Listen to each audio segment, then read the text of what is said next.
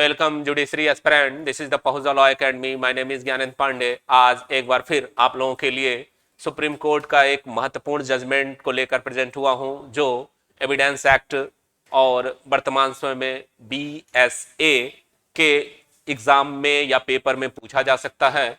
यह case confession से संबंधित है। जैसा कि आप जानते हो, कन्फेशन एविडेंस एक्ट की धारा 24 से लेकर 30 तक के प्रावधान दिए गए हैं और BSA भारतीय साक्ष्य अधिनियम 2023 में अगर देखें तो इसका प्रावधान धारा 22 से 23 तक में दिया गया है। दो धाराओं में इसको समाहित किया गया है, जो भारतीय साक्ष्य अधिनियम 1872 की धारा 24 से 30 तक के प्रोविजन थे। संस्कृत को भारतीय साक्ष्य अधिनियम में परिभाषित नहीं किया गया, लेकिन विभिन्न न्यायालयों ने, House of Lords, Privy Council और सुप्रीम कोर्ट, पलविंदर कौर के केस में, पलविंदर कौर वर्सेस पंजाब राज्य के केस में सुप्रीम कोर्ट ने कन्फेशन को परिभाषित करने का प्रयास किया। कन्फेशन लैटिन भाषा के कन्फिडरी शब्द से मिलकर बना है, जिसका अर्थ होता है डायरेक्ट एक्नॉलेजमेंट ऑफ गिल्टी। अपराध को स्वीकार कर लेना कन्फेशन है। अब कन्फेशन दो प्रकार से हो सकते हैं, एक जुडिशियल कन्फेशन और एक एक्स्ट्रा जुडिशियल कन्फेशन।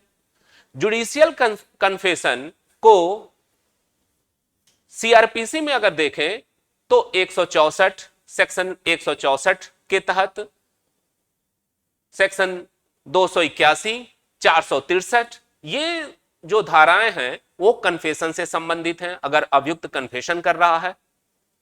और एविडेंस एक्ट की धारा 24 से 30 तक तो है ही, इसके साथ ही साथ हम एविडेंस एक्ट की धारा 80 और धारा 91 दोनों धाराओं को इस कन्फेशन के साथ पढ़ते हैं। अगर कन्फेशन रिटन है तो यह जो केस है प्रभात भाई आटा भाई डाबी वर्सेस स्टेट ऑफ गुजरात का, इसमें एक्स्ट्रा जुडिशियल कन्फेशन की बात की गई।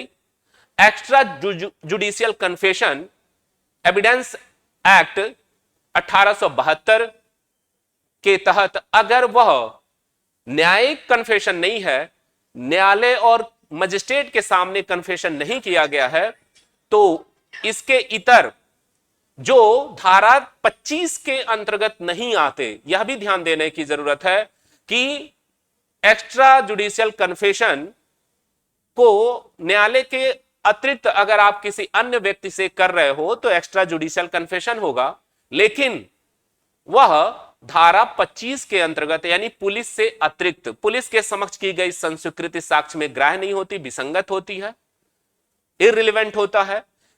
और पुलिस के अतिरिक्त आप किसी अन्य से करते हैं तो उसका साक्षिक वैल्यू है, उसका क्या महत्व होगा।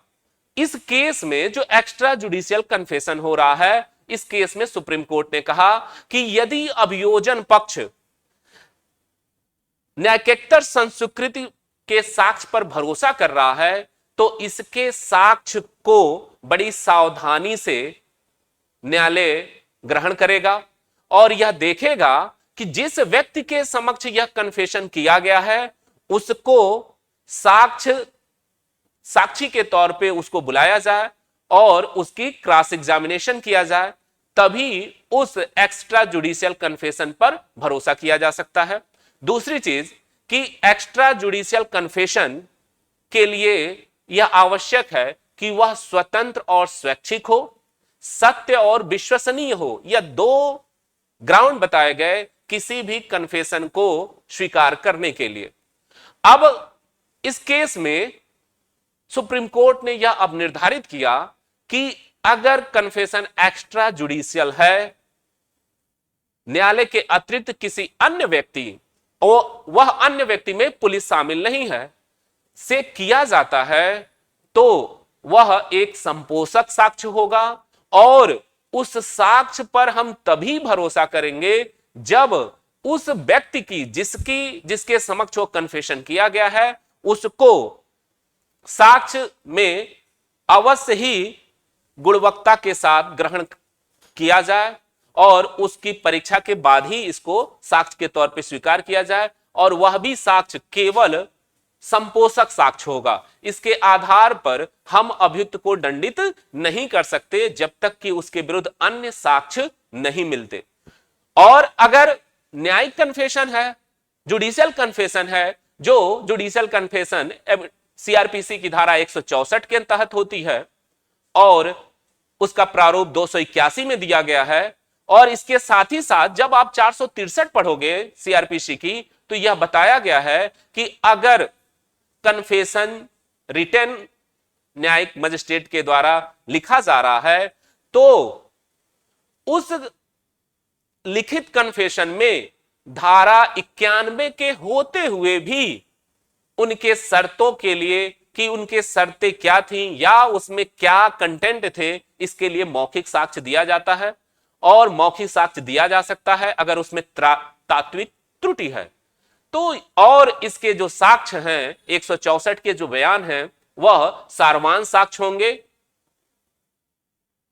और इसके आधार पर अभियुक्त को सजा दी जा सकती है। लेकिन अगर वह एक्स्ट्रा जुडिशियल कन्फेशन है तो उसके आधार पर अभियुक्त को सजा नहीं दी जा सकती, वह केवल संपोषक साक्ष्य होगा और यह भी देखा जाएगा कि वह सत्य और विश्वसनीय हो और स्वतंत्र की गई हो।